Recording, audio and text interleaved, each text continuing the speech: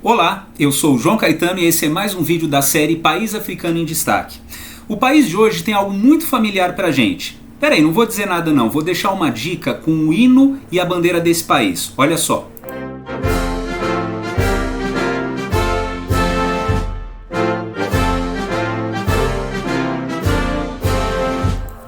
Bom, para quem não se ligou ainda, nós estamos falando de Moçambique, um país de língua portuguesa do leste africano. Agora, o que nos levou a escolher Moçambique, né? Infelizmente, não é muito agradável o motivo, né?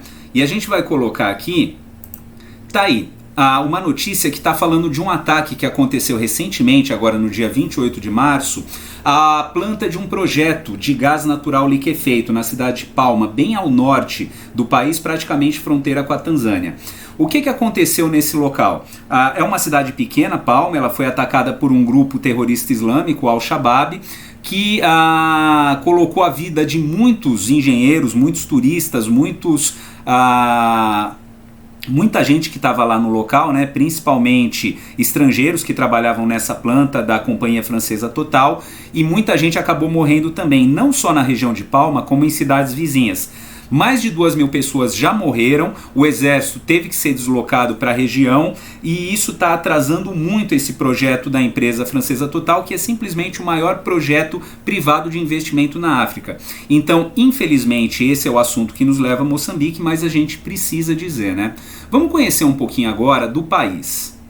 Então tá aí, a localização de Moçambique no leste africano, né? Então Moçambique tá ali naquela região leste, ele está fazendo fronteira ao sul com a África do Sul e com a Eswatini, né, que é a antiga Suazilândia, inclusive no mapa ele aparece ainda como Suazilândia, a oeste com Zimbábue e Zâmbia, mais ao norte com Malawi e Tanzânia, e a leste é banhado pelo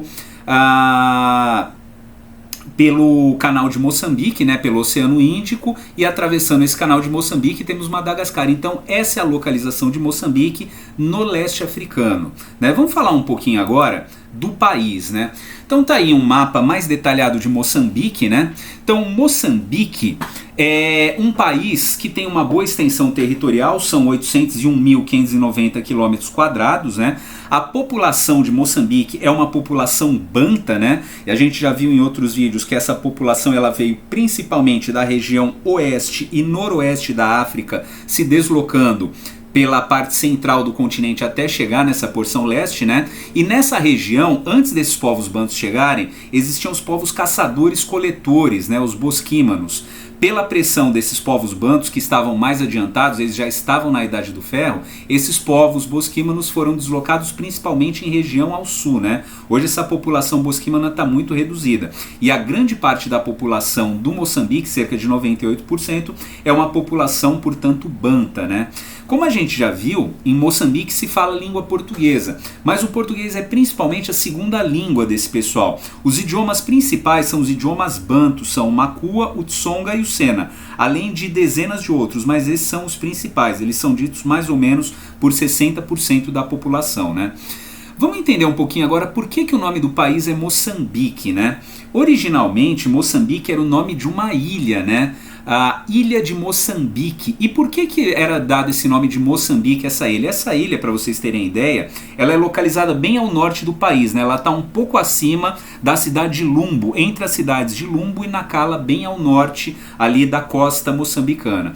E o que acontece? Essa ilha de Moçambique, o nome Moçambique surgiu por conta de um comerciante árabe que morava lá, que era o Musa al-Bik. Mas aí por conta do aportuguesamento da palavra, então Moçambique virou Moçambique, era o nome da ilha de Moçambique, que depois passou a designar todo o país. Portanto, o nome de Moçambique foi dado em razão dessa ilha, né, da ilha de Moçambique, que inclusive vocês estão vendo aí, né, a ilha de Moçambique, vocês estão vendo o forte, inclusive, construído pelos portugueses, foi essa ilha, a ilha de Moçambique, que deu nome ao país inteiro, né?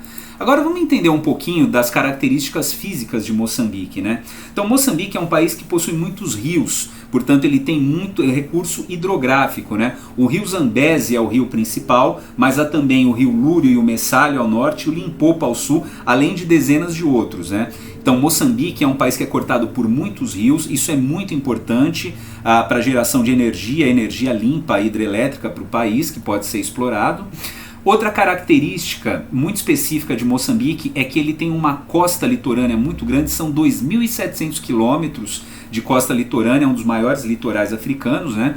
Um clima equatorial úmido, né? E o país é composto de savanas, né? E savanas endêmicas. A savana, né? Essa floresta que nós temos em Moçambique, ela é muito particular, ela não é parecida com nenhuma outra região que nós temos, né? Principalmente pela proximidade do país com o litoral, né?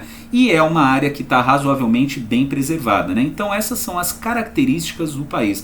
Vamos falar um pouquinho agora da história de Moçambique, né? O que fez com que surgisse esse país.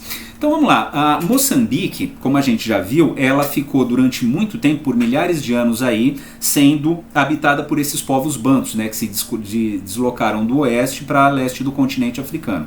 A questão é que no século XV, os portugueses finalmente conseguem dobrar o Cabo das Tormentas, né? A gente viu o Vasco da Gama em 1498, ele dobra o Cabo das Tormentas, que passa a chamar Cabo da Boa Esperança, e vai navegando em direção ao norte do continente, né?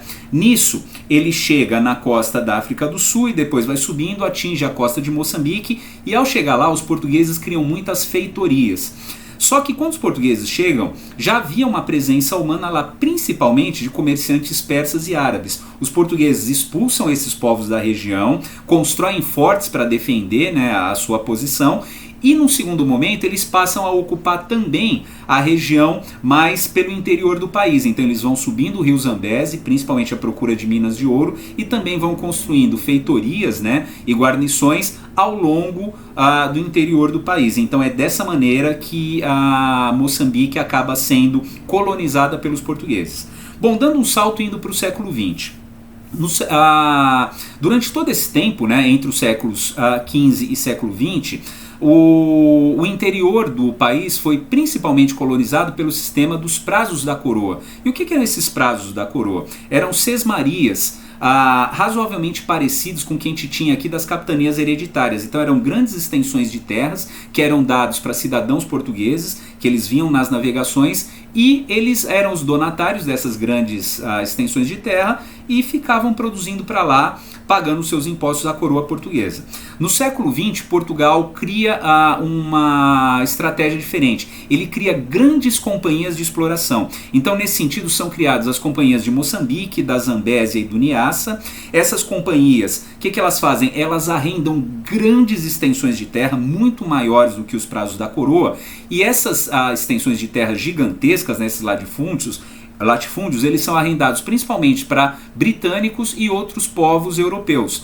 Então, esses povos europeus, eles passam a explorar comercialmente grandes extensões de terra, passam a explorar minas de ouro, passam a explorar a agricultura, né, por meio do plantation, então grandes extensões de terra, né, que são exploradas por esses países, e aí por conta disso é necessário que se crie uma infraestrutura também. Então as primeiras estradas de ferro, as primeiras estradas, alguns portos, né, mais modernos vão sendo construídos nesse contexto todo. E aí o que acontece? Durante o século XX, toda essa estrutura acaba beneficiando, claro, só aos países coloniais, né, no caso Inglaterra e principalmente Portugal, né, que é o dono da região, só que esses povos começam a se rebelar. Em 1964, a Frelimo, que é a Frente de Libertação de Moçambique, declara guerra a Portugal. Em 1975, Moçambique se torna independente de Portugal e o seu primeiro presidente é Samora Machel.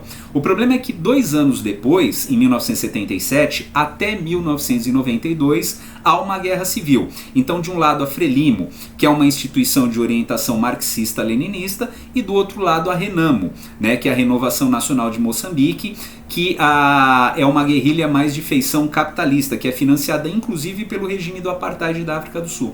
Então essa guerra civil, né, por conta da Guerra Fria, uma guerra ideológica, acaba levando o país a uma situação de miséria muito grande, né, e isso inclusive vai acabar fazendo com que a sua economia não se recupere. E o que nós temos na prática, né? Hoje a população moçambicana, infelizmente, ela pratica a cultura de subsistência. Praticamente 75% de sua população pratica esse tipo de economia. Então, a Moçambique é um país extremamente pobre, tem uma renda per capita baixa de cerca de $1.300 por mês em média, é baixa mesmo para os padrões africanos, e o país tem muitos desafios a vencer por conta disso. Infelizmente, a guerra civil devastou demais o país, e o país ainda precisa se recuperar muito dos efeitos dessa guerra.